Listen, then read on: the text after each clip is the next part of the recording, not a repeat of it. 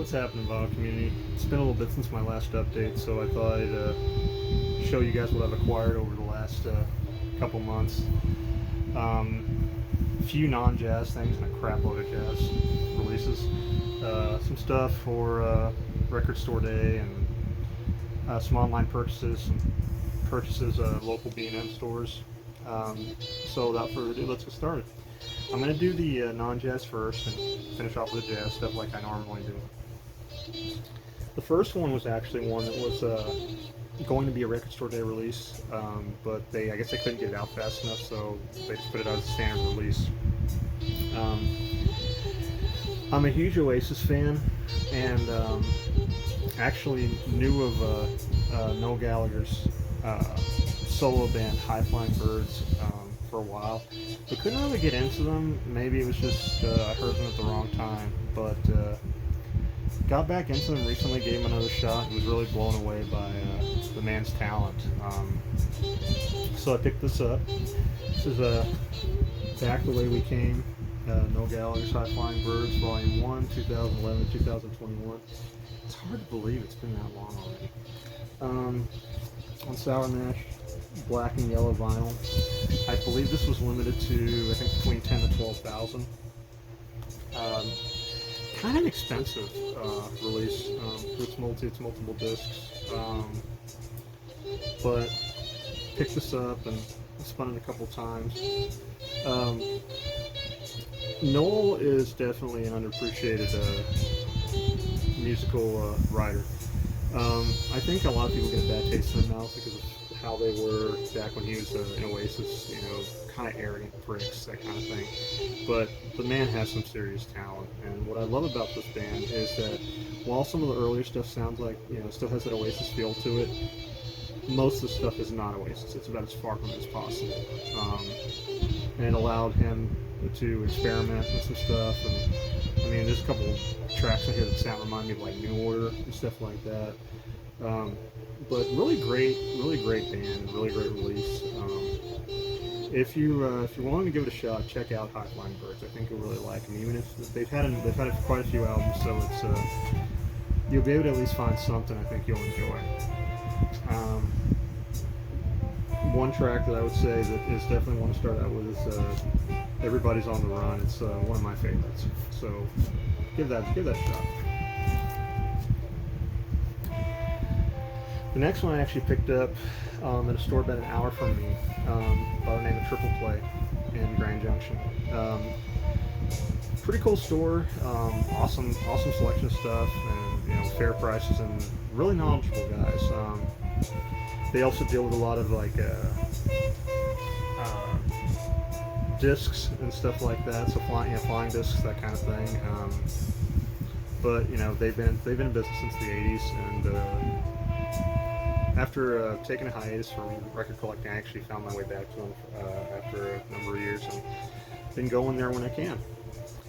Been wanting this album for quite a while, but I didn't want to pay, you know, what they're asking for online because it's such an iconic album, and a lot of new collectors want it. Smith's Muse Murder. This is a first U.S. pressing.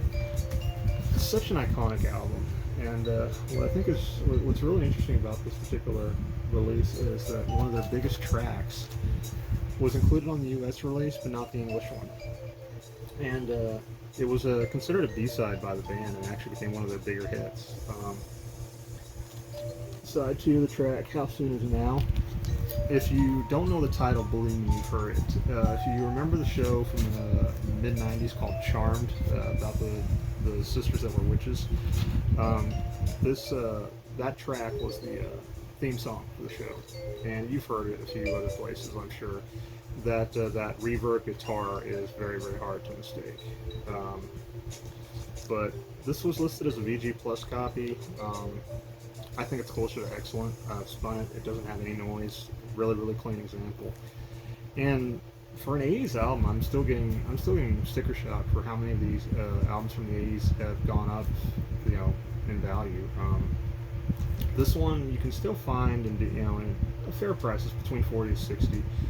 But I mean, I remember back in 2008, 2009, seeing this one for 10, 15, 20 bucks. So it's really gone up in value. But it's such an iconic album. Definitely give it a shot if you've never heard this album, or which, you know, most people have at least heard of the Smiths. But Morrissey's voice is definitely kind of an acquired taste. It's kind of a little whiny, but I mean, again, one of those bands I knew of when I was younger, and I came back to much later. And as an adult, I found that I really appreciated them a little bit more.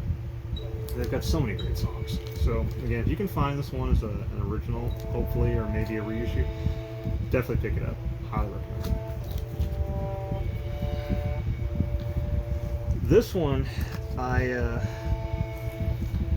wanted to save as part of the GRAIL part of the video, but I can't help myself. Now, most people have their one or two albums that they remember as a kid, or when it entered their life, it left a lasting impression. You know, some people remember when they heard Sgt. Pepper for the first time, or Led Zeppelin 2, or what else? The Ramones self-titled, or Sex Pistols, Nevermind the Bollocks. So, you know, the list goes on and on and on and on. For me, it was the Stooges. I heard the Stooges for the first time when I was in my mid-teens, and fell in love with the band instantly. They weren't actually a big commercial success when they first came out, but they've developed such a cult following over the years. Original pressings of the first two albums, and even Raw Power, the third album on Columbia, have skyrocketed in value, especially if they're in good shape. You find more beat to crap ones than you do nice ones. So I came into some money fairly recently, and sold a couple things in my collection I wasn't really listening to, made sure they went to good homes, and acquired a couple GRAILs. This one, I can't overstate this enough, or understate this enough. This has been on my want list for the better part of 20 years. Stooges Funhouse. This is an original pressing. The cover has a seam split, but I'm going to rectify that with seam to easy split. The vinyl itself, and again, cell phone camera, I don't know if you'll be able to pick this up. Really nice shape. It's got a few hairlines on it, but it plays beautifully. The gentleman I got this from said it belonged to his father, part of his father's record collection, and he listed it as a VG minus VG copy. I took a look at it and was like, I don't think so. I think it's better than that. So his price was a little high on it. Again, this album prices have skyrocketed on. So we did some negotiation on it, and came to a price that he was acceptable of. I will admit this is probably one of the best, most pleasant experience I've ever had with an eBay seller. I asked him questions. He even provided me a sound sample of one of my favorite tracks on this album. And the second I heard how well it sounded, I shot him an offer. We came to an arrangement. He sent it on. This album is on so many people's must-have lists, both musicians and just collectors. Period. Their debut album had some great tracks on it. No Fun, 1969, etc. But I mean, Funhouse is really, I think, their masterpiece. It starts out with Down on the Street. The song grabs you by the scruff of the neck and doesn't let go until the album's finished. Ron Ashton as a guitarist is very underappreciated. The sound that comes out of this album is amazing. You have a really good stereo system. I mean, you'll be blown away by it. But this album, like I said, it's been on my want list for 20 plus years. I mean, I've owned CDs of it, but this is my very first vinyl copy of it. So I could have bought a reissue multiple times, but I wanted to find an original, and now I have it. It's definitely on my favorite finds for the year for sure. And it's gotten spun about half a dozen times since I've owned it, and it's just one that I put it on and bring to the life. So I'm very happy to get this. This one actually arrived today. It's another Record Store Day release. My job doesn't allow me to really participate in Record Store Day. I work overnights, so, you know, Record Store Day is usually very early in the morning, and by the time you guys are lining up, for those that participate, I'm usually wrapping up work and going home. So, I like my music, I like my records, sleep's more important. But, there are some stores that do help out, you know, they do the mail order thing. And want to give a special shout out to the In-Groove in Arizona for helping me out with this one. And if I butcher this title, I apologize, guys. Don't know my Italian all that well. El Bandito Dagu Uchi Azzurri by Ennio Morricone. Or an easier title, The Blue-Eyed Bandit.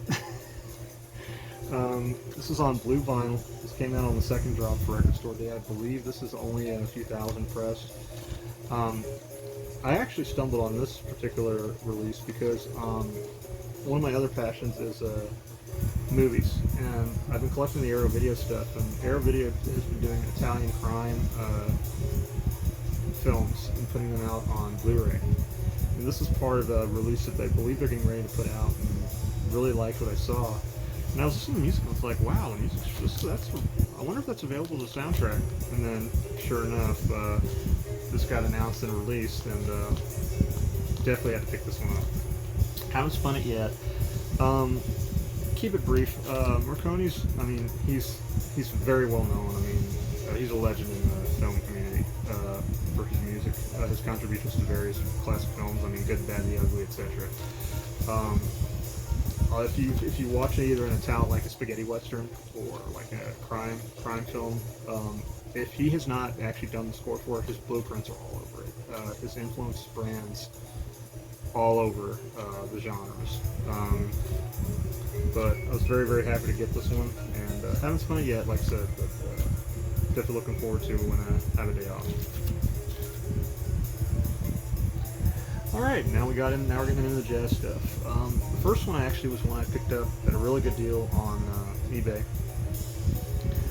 If you guys watch my videos, you'll know that I am a huge supporter of the Verve label. Vinyl as a whole has been going up in price in recent years, and one of the labels that kind of sleeps, with very few exceptions, is Verve. There's so many great albums on that label that just kind of get overlooked because everybody's like, oh, I gotta have Blue Note, I gotta have Prestige, I gotta have Impulse. Don't skip on the Verve stuff, guys. I will say that's on blue in the face. You go into a record store, you browse the jazz section, you see a Verve title, pick it up at least, give it a look at. I will almost guarantee you that most of what you will find is at least worth the pickup. And I mean, you can find these albums are usually $3, $5, $7, $10, up to $20, with very few exceptions. So definitely give the Verve label a shot. Give it some love. Like I said, it gets overlooked with so many of the bigger jazz labels. And Verve was one of the oldest, so I mean, you know, again, give them some love. But keep this one going. Wes Montgomery, Willow Weep for Me. This is a first pressing stereo on Verve, Van Gelder stamp. Got this album. It's in really nice shape. Got this one for about $10. Wes Montgomery has been on many labels. His Verve stuff is awesome. One of my favorite albums as a kid to an adult was California Dreamin', which is sort of as the title suggests, it's very California-esque. I mean, you know, a little bit of surf guitar and stuff, but it's more mellow. This one almost has sort of a bluesy feel to it, and kind of a sleeper. I didn't know about this one until I actually stumbled on it on YouTube, and that's actually something else, guys, I'll recommend. If you don't know about an album, look up the title on YouTube. You might be able to at least find a track or two and give it a listen. Half my stuff I wouldn't have if I hadn't been able to do that, to be honest with you. I mean, the vinyl community's been really generous as far as their input, as far as, you know, hey, this is a great album, listen to it or whatever. But YouTube has been a huge contributor as far as being able to help guide me on stuff. But this is a great album. I love guitar-driven albums, and Wes Montgomery is a blind buy. See it, grab it. So, again, solid album, cheap heat. This next one's kind of a weird release. Kirby Hancock is definitely not a blind buy, but this one, like I said, this one's kind of a weird release. It's Kirby Hancock Traces on up front. If you look it up on Discogs, it almost borders on like an unofficial / gray release, but it's solid. Segments of this album are available in a couple different releases, but the first track on side A, Milana, is awesome stuff. I wouldn't say it's experimental. It's still very much in the traditional sense, but this is a cooker of an album. If you can find this particular release, you might be able to get it for under $10. I mean, my copy I got for like 7 or so, and it's near mint. But again, it's a weird release. But again, sometimes it's worth taking a shot on a leap of faith, and sometimes you get pleasantly surprised. This is one of those. This next one is one of the more or most popular titles on the Verve label, and it's on so many must-have lists for beginning jazz collectors and stuff like that. It's very, very popular. I got this one at Triple Play for about $12. This is a VG Plus copy. The Getson Gilberto. It's a first pressing mono, deep groove. Stan Getz, João Gilberto featuring Antonio Carlos Jobim, or Jobim. It's slightly vocal jazz, what they refer to as bossa nova. It's a great album. You got to be in the right mood to listen to it, but it's a great album. And I've been wanting a copy for a while, but it's such a popular album, I figured eventually I'd come across a decent copy at a great price. And looks like my patience was rewarded. It's like I said, solid VG Plus copy, and it's like a great album. Like say if you're a Sunday afternoon, or when it's a nice rainy day outside, it's a great little album to put on. But if you can find this one, original or reissued, definitely add it to your collection. Bossa Nova's in sort of an acquired taste. I mean, I don't actively go out and look for Bossa Nova stuff, but this is definitely one of those I had to have. So again, if you can find this one, pick it up. This next little segment actually came off of eBay.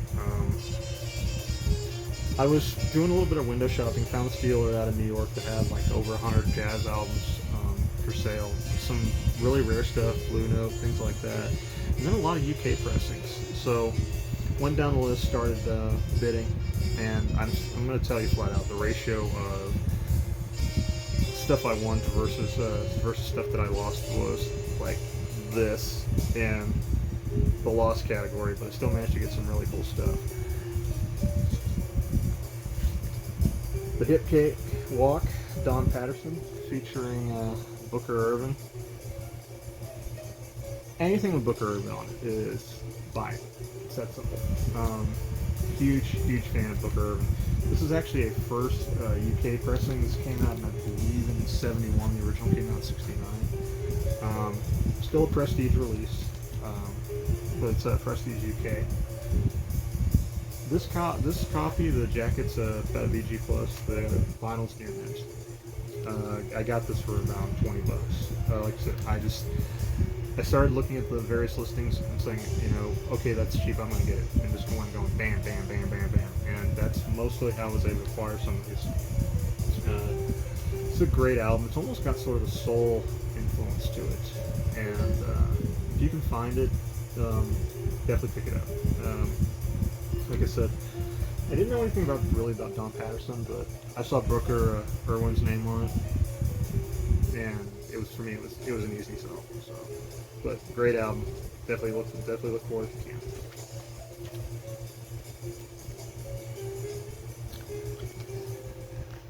Next two are from the same buyer, or excuse me, same seller. They're both kind of free jazz. And free jazz is one of those that I dabble in, but I'm not a huge fan of. But again, that's why I'm glad things like YouTube exist. Discovery, Charles Lloyd. This is a UK pressing on CBS. Near mint example. This one dabbles with the free jazz, but it's sort of a blending. But Charles Lloyd is great stuff. If you can find any of his stuff, definitely don't hesitate to pick it up. You can get it at a good price. I don't think you'll be disappointed. But this was under $10.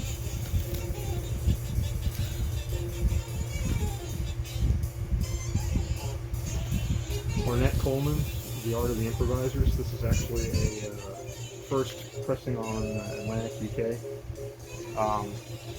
This one's definitely on the more artsy-fartsy side. It's still a great album. I'm a huge Ornette Coleman fan. A lot of his stuff tends to be more experimental, but give it a shot. He's got enough releases. I think you'll be able to find something that you'll really like. His stuff on Blue Note's really good. This stuff tends to be more on the experimental side, but again, at $11 and it's a near mint copy, I couldn't pass it up. But if you're not familiar with Ornette Coleman, look him up. Like I said, he's been around for enough years that I think you'll be able to find something that you really like.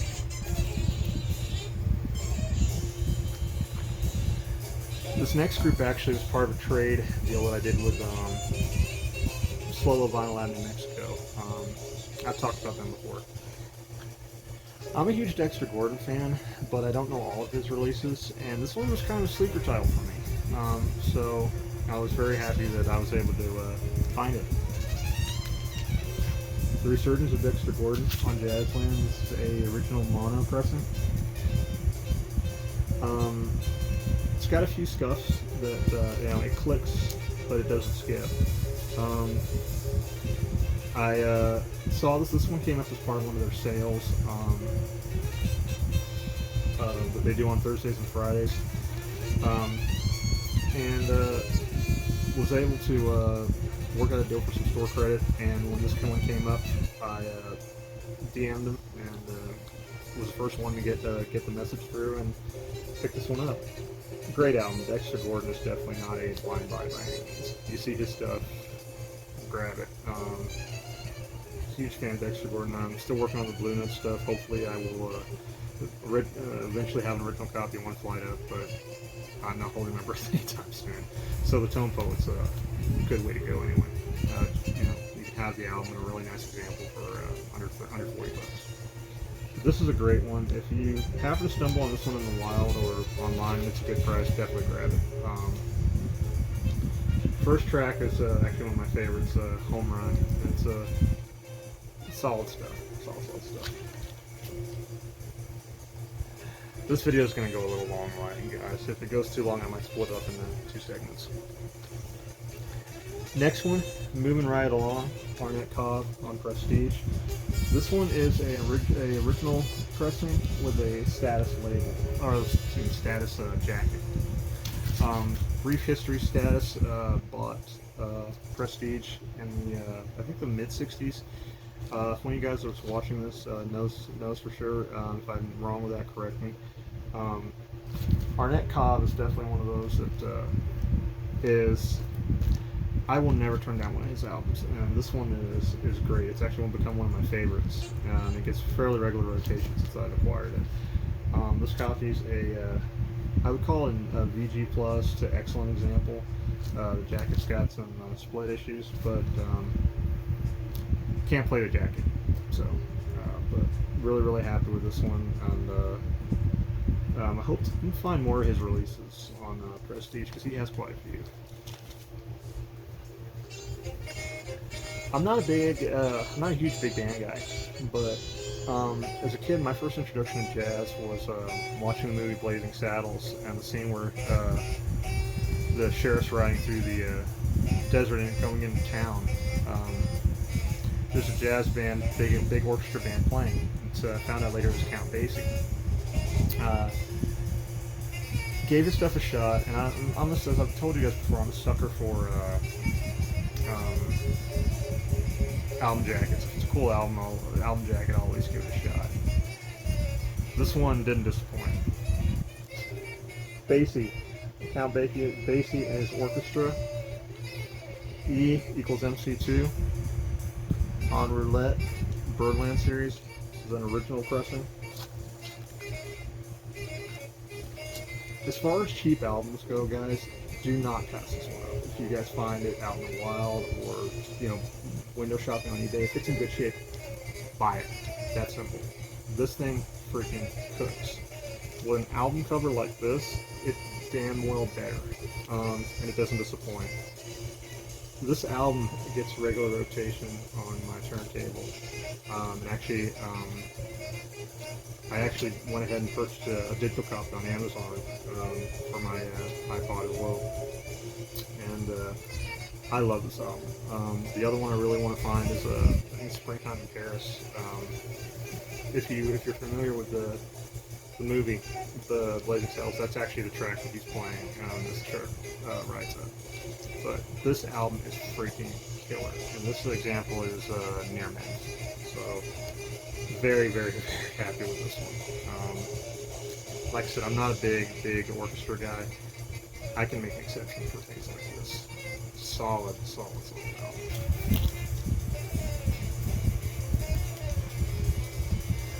The next one's kind of a grail.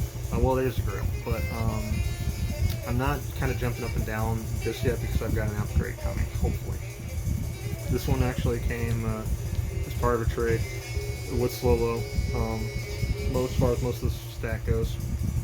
And told them I was looking for a copy of this album, and they had a VG, basically borderline VG minus VG plus copy. Felonious Monk, Brilliant Corners. This is a second pressing mono. Cover has seen better days. You know, sticker, leave the name on the front. But the vinyl itself has got some hairlines, but it plays VG plus, weaker VG plus, but it plays VG plus. Was really happy to get this one, and then I was browsing on eBay a couple days ago, and I found another dealer out of New York who was listing some jazz albums, and I think I might have secured an upgrade. Same album, but in much better shape. So that'll be in a future video, and somebody will be getting this album. I'm not going to spoil it, but I think they'll be very happy when they get it. So we'll see.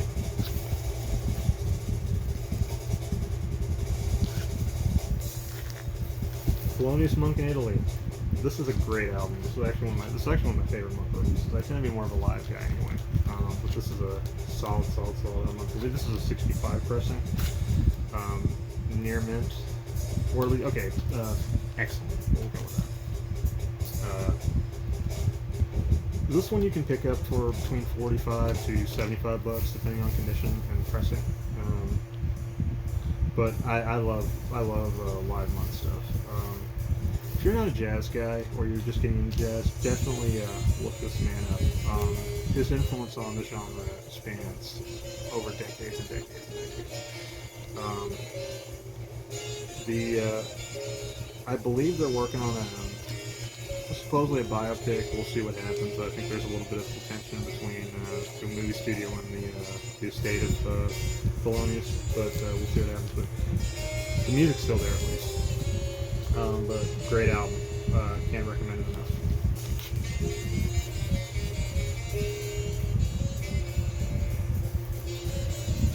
Next one on the Verve label. Remember what I said about solid heat for cheap? This is another one. First Amy Mustang. This is a radio station promo copy. Near mint. The jacket's got some issues, some splitting, but again, you can't play the jacket. This album is actually a sleeper for a lot of people. I think you can get this album for $20 and under. I don't know why. I really don't know why. I'm not trying to get back up on my soapbox about Verve, but I don't know why. Which, for new collectors, hey, that gives you guys an opportunity to get into some solid stuff.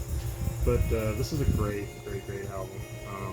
Curtis Amy, basically anything on with Curtis Amy on is solid. But Mustang is definitely one I would recommend picking up. If you find it in a local store, as long as it's not beat to hell, pick it up. You will not be disappointed, I guarantee you.